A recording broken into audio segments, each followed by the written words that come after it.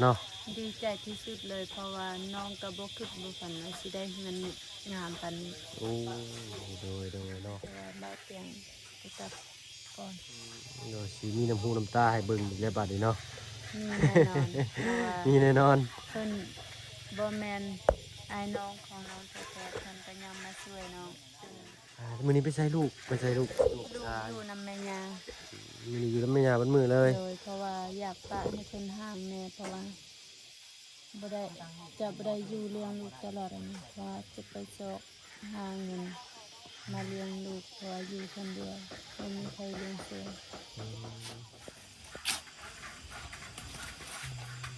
เราเปิดภาพมาตอนปล่อยคำลงแรงป่าเนาะจากทางสร้างฉาบสร้างโบกคนก็ปั่นพนังเขาเจ้าเขาสิแล้วอะไรพี่น้อยเนาะทางเพื่อนห้อง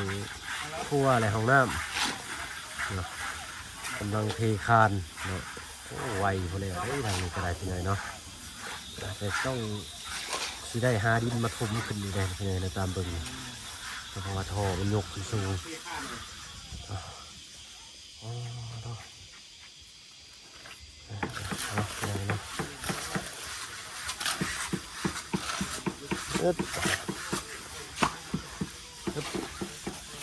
เนาะ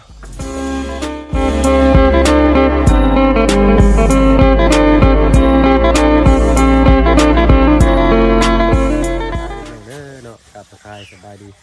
เลยจะดีแล้วก็เอฟซีเบิร์ดทุกท่านนะครับว่ามาชมช่องยูทูบต่อไปอีกคือละอีกคือเก่าพี่เลยเนาะทั้งฝั่งไทยฝั่งลาวแล้วก็ทั้งฝั่งต่างประเทศจะยินดีต้อนรับเข้าสู่ช่องยูทูบต่อไปคือละอีกคือเก่าพี่เลยเนาะเรามาเบิ่งกันต่อพี่เลยเนาะเป็นซานบ้านช่องของน้องพร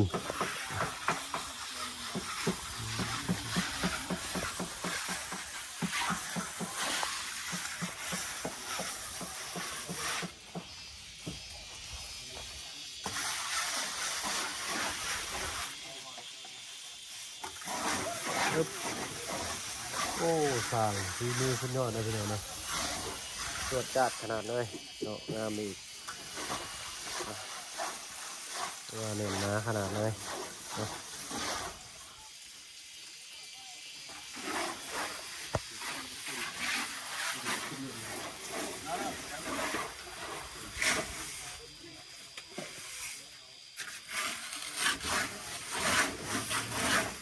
เดี๋ยวเราไปเจอทางเจนอมผมเนาะเจนอมเป็นห้องครัวกับห้องน้ำประธานตาคอยคำลงแรงกับเสียงกระจันเลยไรเนาะเสียงสนั่นหวั่นไหวอยู่ที่ไหนเนาะพอดีทางเพิ่นได้มานาดมาใส่ละหมอกฟ้าหมอกฝนยังไปบ่เบิดเดี๋ยวพี่น้องน่าจะพูก็ได้เนาะใช่ทางพรเพิ่นหามีดหาผ้ามาให้ก่อน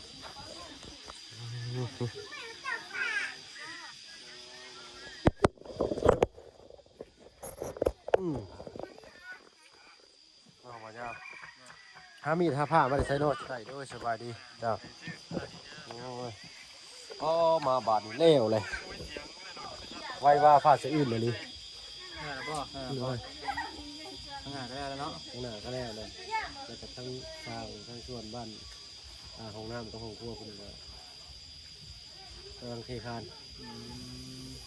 ใช้กระทำมีดหาผ้าใช้มาบัดนี้เนี่ยกินแล้วเอาผ้าอยู่คนนี้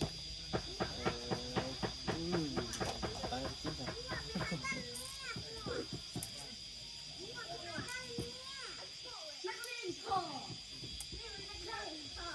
นี่จะใช้บัตรลงพ่อเลยเลยว่ามีมีดปะมีแล้วประมาณวันพุธนะได้มีดแล้วไปแล้วขึ้นมาก็ได้ผู้กองวะกองวะเป็นโทษมาหาข่อยอยู่แต่ว่าโอ้ยผมถึงเมื่อแล้วอ่ะ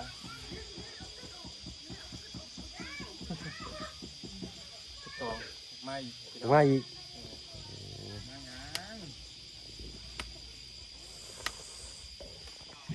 มาได้มาเลยรับคือว่ายาวกินกัน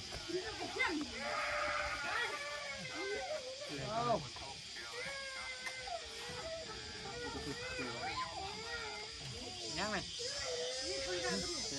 ซื้อมาไปเอาอยู่พุ่นสายคงเป็นแท้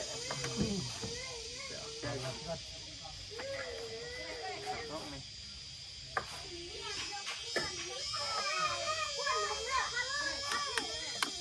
เอาคนเตะมาปั่นเกิดเรื่องที่บ้านน้องพรเด็กน้อยตีกันเกิดอะไรขึ้นดิเปิดจะบ่เลยเปิดป่ะทายป่ะทายมันจะปาดป่ะมีดเนาะมีดเนาะเหลืองเนาะเหลืองแรงเนาะมา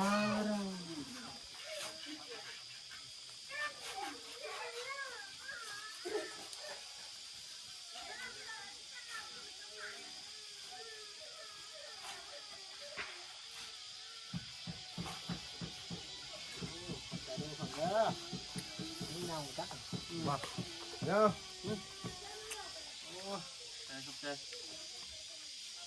หมักไปเดียวแล้ว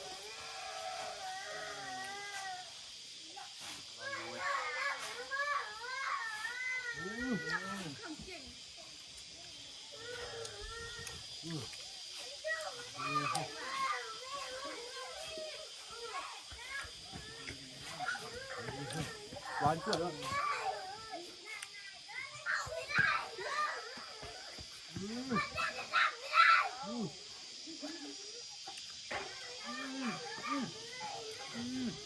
ใช่ป่ะ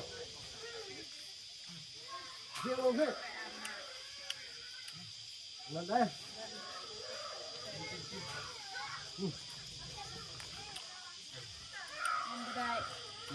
ยังบ่ได้ กดแจ๊กให้เขาไปเลยบ่อน มาเลยแล้วเอาเนาะชิมอยู่ฮะ แล้วเย็นเท่เอานะคือหมอนกินกะ อ้าวเนาะได้เชื่อลูกพี่ใช่เป็นได้หวานจ้อยรสใครเนี่ยแต่มันบ่เหนา เนาะ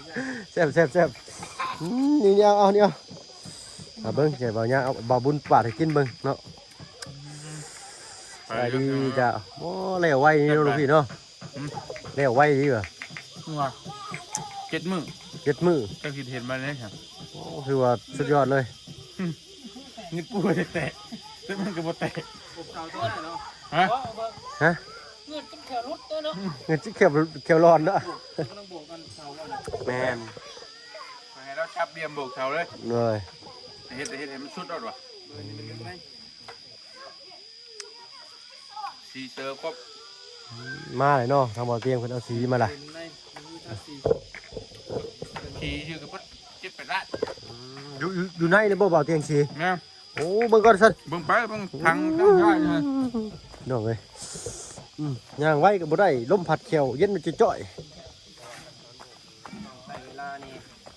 เขาบวกขึ้นบาทเดียวเลยมันเจือน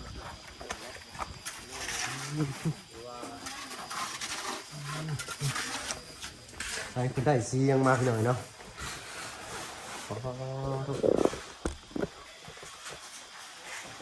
ทีนี้ว่าสีควันบุหรี่บอกพี่น้อง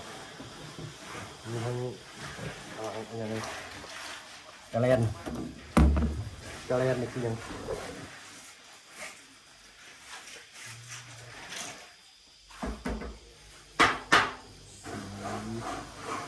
ประมาณนี้พี่น้อยเนาะทางอุปกรณ์นี่เนี่ยจับประตูประต่างสี2 4 5ทาง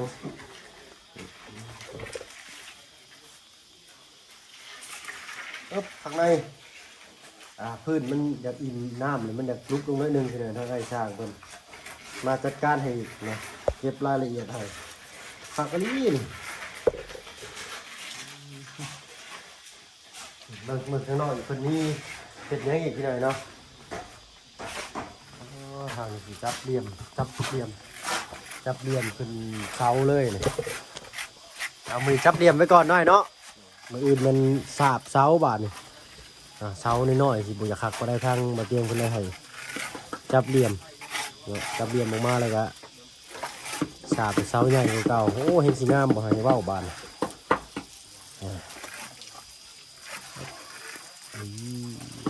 เอารุ่นเบิ่งมื้ออื่นพี่น้องเด้อเนาะมันแห้งแล้วก็สิทาสี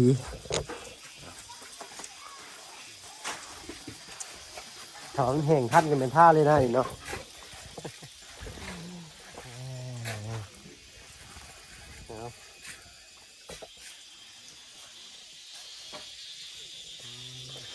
ยังเงินอยู่โอ้ทางนี้คืออันเครียดเด้เราเอาบทใส่นี่เอาสู้ๆเนาะสบายดีทางสะพอนเป็นไงสะพอนได้สีมาเรียบร้อยเนาะ ดีใจที่สุดเลยเพราะว่าน้องก็บ่คิดบ่ฝันว่าสิได้เงินงามปานนี้ โอ้โดยเนาะเอาใกล้สิได้มันสิขึ้นได้บ่ล่ะสะพอนสมมุติว่าขึ้นอยู่หั่นน่ะ ขึ้นได้ ขึ้นได้ทางนี้เพิ่นบ่ได้มี เพราะว่าเบาเตียงว่าน่าจะบ่ทันเบาเตียงสิกลับก่อน ก็ต้องขึ้นภูเขาตัวแทนเนาะ เลย เอา เพราะว่าขึ้นก็ได้ขึ้นทีหลังเพราะว่าเบาเตียงสิกลับก่อน เนาะสิมีน้ำหูน้ำตาให้เบิ่งอีกแล้วบัดนี้เนาะ มีแน่นอนเพราะว่า มีแน่นอน เพิ่นบ่แม่นอายน้องของน้องแท้ๆเพิ่นก็ยังมาช่วยน้องจน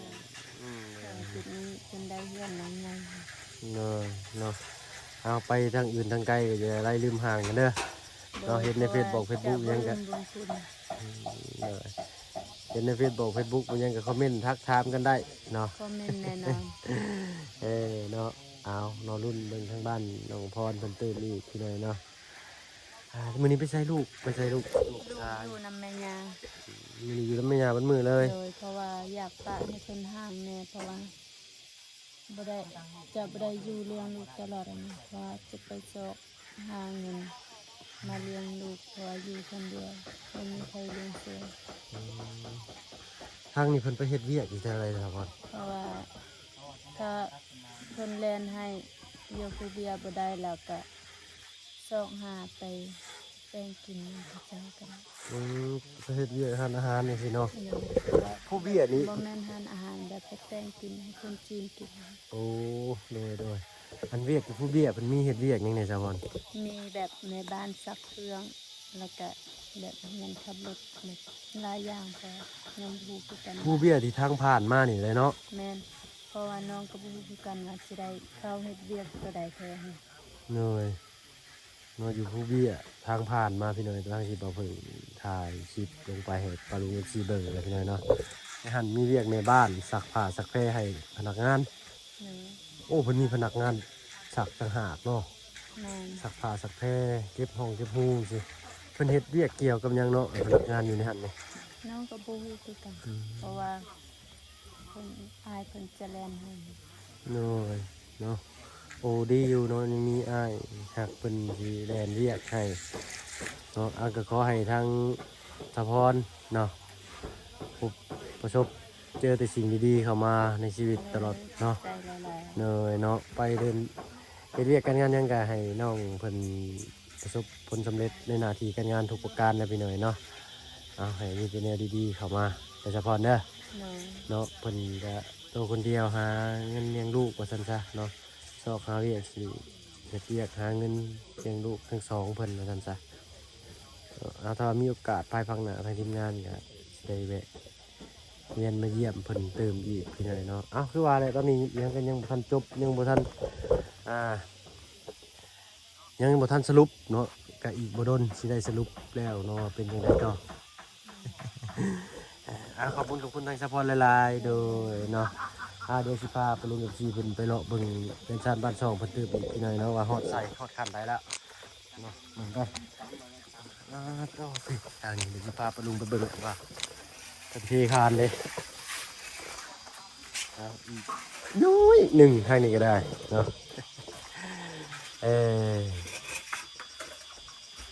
จับเหลี่ยมเสาก่อนนะ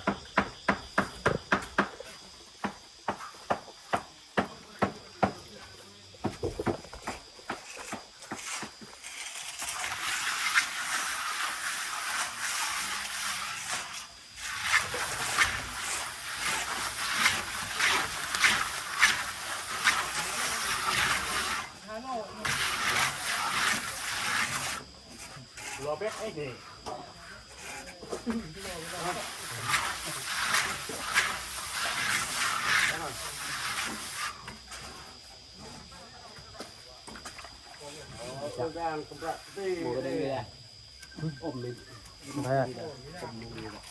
โอ้น้ำน้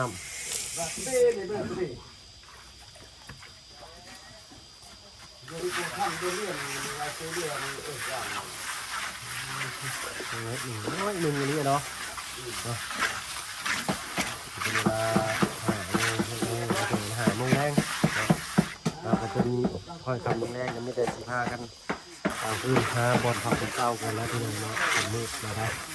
ในขณะที่ว่าเสร็จสิ้นภารกิจทั้งไอ้สร้างเพิ่นมื้อนี้เนาะเพื่อปิดจ็อบใหญ่ไปเลยนี่เนาะหน้าบ้านข้างบ้านหลังบ้านเรียบร้อยมื้ออื่นเพิ่นสิมาลุยสาบข้างในเนาะถ้าว่าเห็นท่านเพิ่นก็สิทาสีข้างนอกก่อนแล้วตามเบิ่งอยู่เลยเนาะนี่เพราะว่าทางลูกพี่เพิ่นได้เตรียมการมาเรียบร้อยแล้วพี่น้อยเนาะโอ้ดีอกดีใจนำสาวพรหลายๆพี่น้อยเนาะเลยลูกเพิ่นเนาะพ่อคลิปหน้ากันแล้วกันพี่น้อยนะทางบ่เพิ่นก็สิขอตัวลำลาก่อนพี่น้อยเนาะนี่แต่มาอัปเดตบันช่องกันซานให้บรรลุซีได้เบิ่งซื่อพี่น้อยเนาะถ้าว่าผิดพลาดประการใดก็ทางบ่เพิ่นก็ขอโทษขออภัยนำในไลน์เนาะพี่เดือนคอมเมนต์เข้ามาทางบ่เพิ่นสิปรับปรุงและแก้ไขเด้อพี่น้องเด้อเนาะสำหรับคลิปนี้ดีมีแฮงเบิดสุขไปแล้วพี่น้องสบายดีจ้า